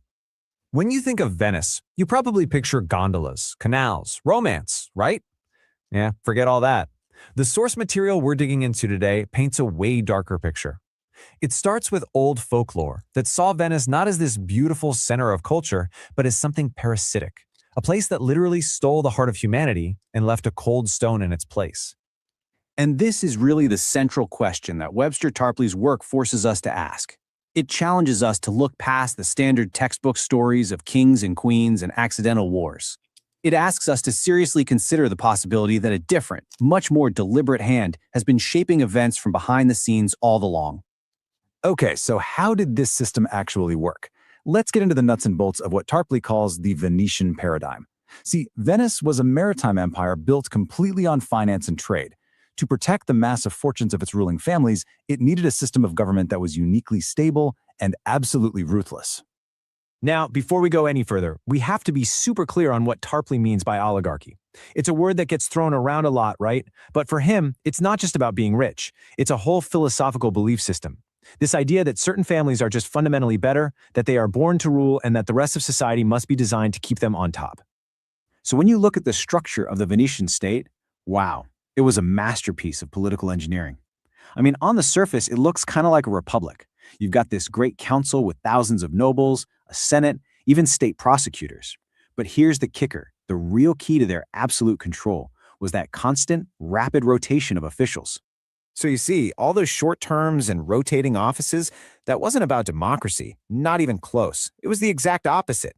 The whole system was built to prevent any one person or any one family from getting powerful enough to challenge the collective rule of the oligarchy itself. The survival of the system was everything. The well-being of the actual people, that was a distant second. But look, this kind of sophisticated political control, that's only half the story. According to Tarpley's analysis, it was backed up by an even more powerful weapon, the control of ideas. This was a war fought not on a battlefield with swords and cannons, but for the very definition of what it even means to be human. And this is where it gets really deep. It's like a clash of two completely different operating systems for humanity. On one side, you've got the Renaissance idea, coming from Plato, that every human has a creative soul, a little spark of the divine, and that's the foundation for a true republic. But on the other side, you have the Venetian model. They pushed a very specific reading of Aristotle that said, basically, nope, the soul doesn't exist. You are what you can see, hear, and touch. That's it. And this quote from the source just hits the nail on the head. It gets right to the political point of this whole debate. If you can convince people that they are just clever animals, that they're beasts driven by their senses, then what? Well, they can't govern themselves. They need to be ruled by a master class. This no-soul idea becomes the ultimate philosophical justification for empire, for slavery, for the whole shebang. Okay, so you have this incredibly powerful system of political and philosophical control, but Venice itself couldn't last forever, right? So what happened to it? Did it just disappear? Well, according to Tarpley, not a chance. It just packed its bags, found a new, more powerful host, and carried on the family business. So let's trace the journey. This timeline shows some of those key moments in the big move. And you see the pattern here, right? It's all about money and ships, finance and naval power, the two pillars of Venetian control. From setting up early international banking systems to literally directing England's finances to even advising the British Royal Navy, this wasn't just some friendly alliance. Tarpley argues it was a complete transfer of an empire's operating system. So the big argument here is that the British Empire wasn't some brand new invention. It was, in effect, Venice 2.0. It took the Venetian playbook, financial warfare, intelligence gathering, the whole divide and conquer strategy, and just scaled it up from the Mediterranean to the entire planet. And this is where Tarpley's thesis gets really explosive. The claim is that this Venetian-British model of manipulation didn't just lead to colonialism and exploitation, it led to the deliberate engineering of the 20th century's absolute greatest catastrophe. Now check this out. This isn't just some historian looking back 100 years later. This is a direct quote from the Tsar of Russia, talking about his own cousin, King Edward VII of England. Tarpley uses this to show that Edward wasn't just some passive figurehead. He was seen by his contemporaries as an active and incredibly dangerous player on the world stage. So the mainstream story is that World War I was a tragic accident, right? A cascade of alliances that nobody could stop. Well, Tarpley presents a very different and very controversial thesis. He argues that the key alliance, the Triple Entente, was deliberately put together by King Edward with one single goal: to create a geopolitical tripwire that would surround and ultimately crush Britain's main economic rival, Germany. 9 million. That's the number of people killed outright. It's just a staggering number to even comprehend. And in the framework we've been exploring, these aren't just casualties of a sad, unavoidable war. They are the victims of what Tarpley presents as a successful geopolitical operation, the horrifying but intended conclusion of a strategy centuries in the making.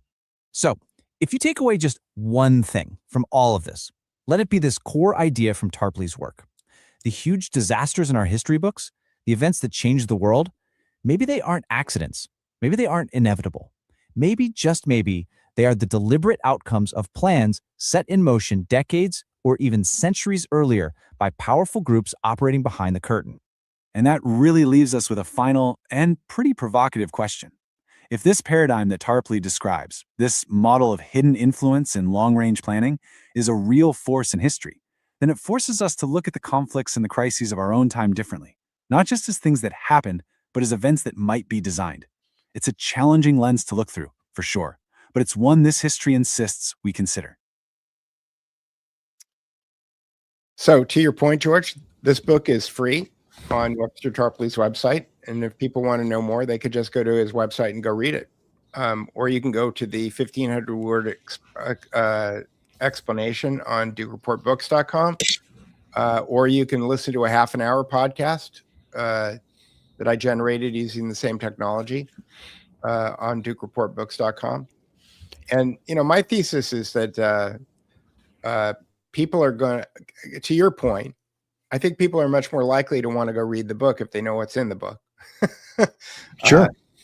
And obviously it doesn't go into the nitty gritty details because it can't, because of the amount of time that's available. But if you want to know what the book's about, I think that this does a really good job. I think we should come back next week and do your book. We can. And for people who want to go for people who want to be prepared for next week, the lead story on the Duke Report right now is, let me bring this up, is the half an hour podcast version of my book. So I put my book into it. Okay. I generated, actually it's about, I think it's more like, it's 35 minutes and 33 seconds. And what I've done is that I've gone in and I've made all these infographics for it. So not only can you listen to the podcast, but while you're listening to the podcast, you can look at the graphics that I made. So this is a graphic that shows how I made the book. Because for people who don't know, I took this forbidden book, The Protocols of the Learned Elders of Zion, and I pasteurized it so that anybody can drink it without getting listeria. And this explains how I did that. And then this is this is not my model. My model is slightly different, but this is the model from the book, Stealth Power and the Illusion of Democracy, for how the world is controlled. This is how they do it. This is all of these explainer graphics are about how, again, the original source material for this was Protocols of the Learned Elders of Zion, but I contend that it wasn't written by Jews. But that doesn't mean that it isn't true. So that's my thesis, and I'm sticking with it. And you can find all of that for free at thedukereport.com. But you should sign up for his paid, because he does these conferences with all the people that are paid. And well, not only that, I like to pay my rent. So the point is that I'm not I'm not giving this away because I'm about trying to be an altruist. I'm giving this away because I want as many people to consume it as possible. And if you think that it's valuable, I'd like you to pay for it.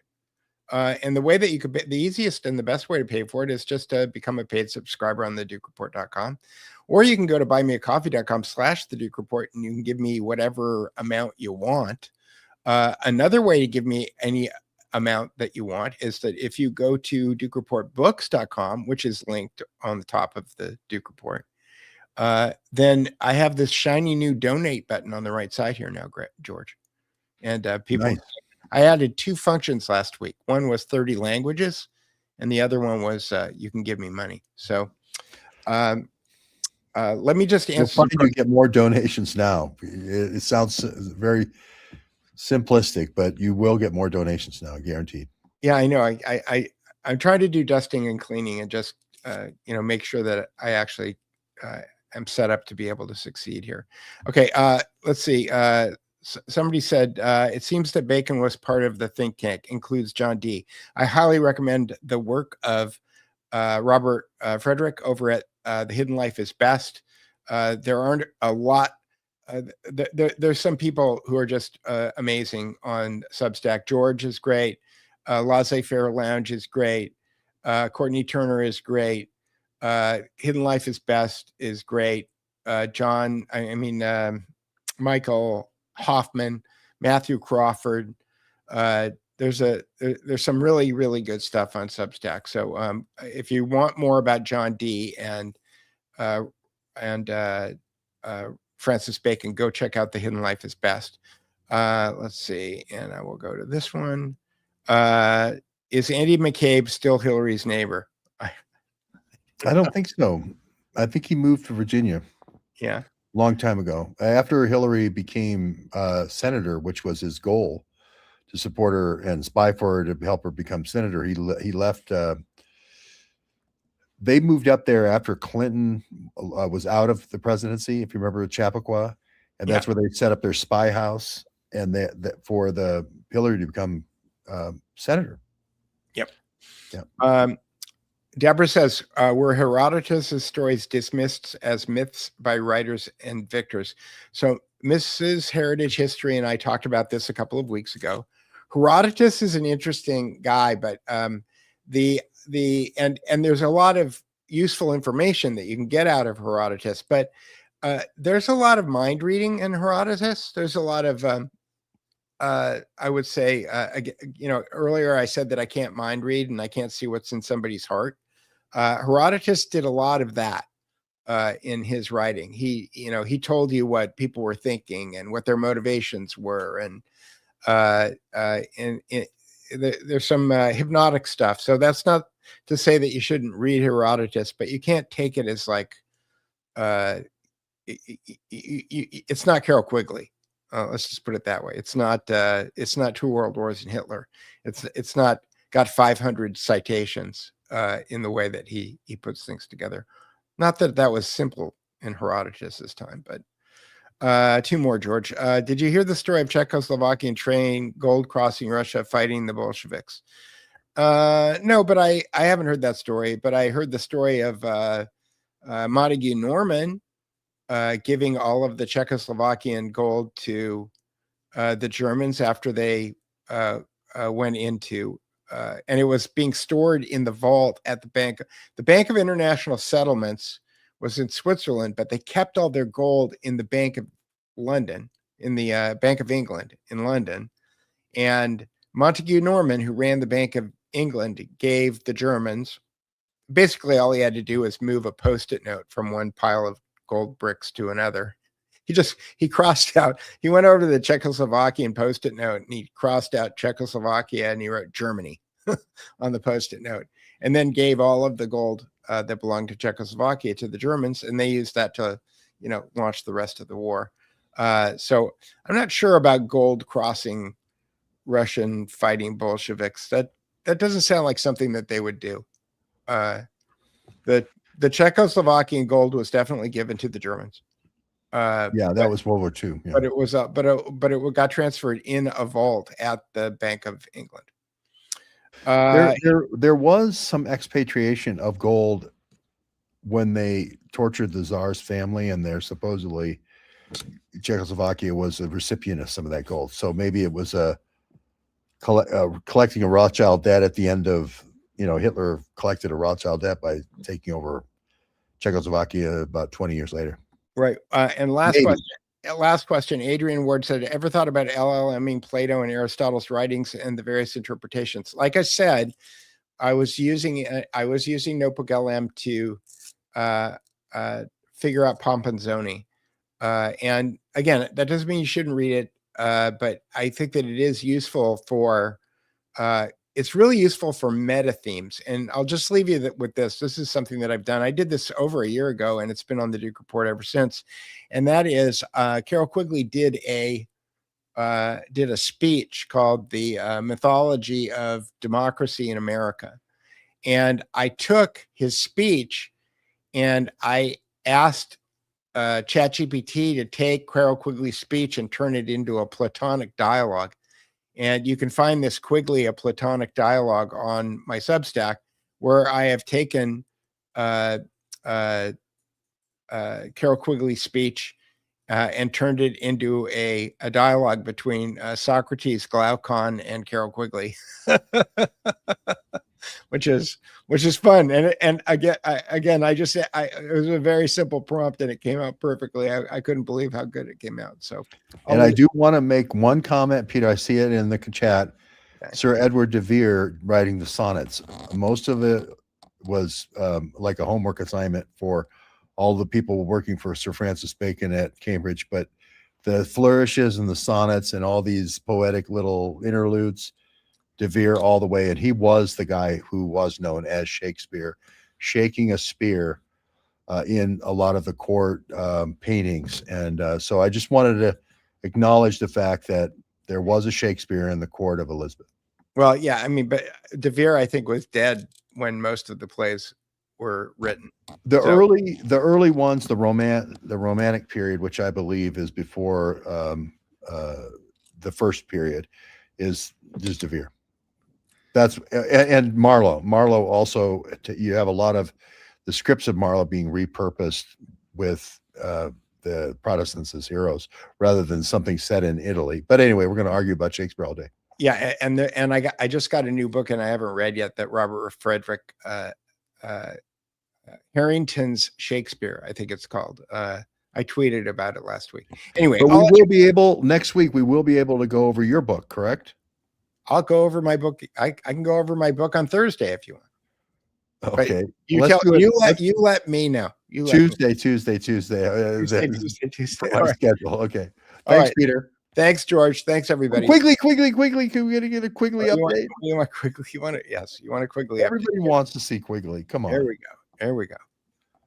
Jessica has to wrangle him. He's huge now. Well, he's 40 pounds now. Yeah. I can't wait to see Quigley again. Let me see if we have the charrette coming up, by the way, 5th through the 12th. We're going to be mainly focusing on these tools. I have AI tools to beat evil AI. She's having a hard time picking him up. And Peter has the AI tools. Oh, what a pretty baby. What a pretty doggy. Oh my goodness gracious. He is so gorgeous. That is such a pretty baby. Okay. Thank you, Peter. He's a good boy. All right. Connie Owen says that I wish I had you men teaching history in school. I've been working on homeschool curriculum for like the last 3 weeks. So we want to do it too. All right. See you later, George. Thanks, Peter. Bye everybody.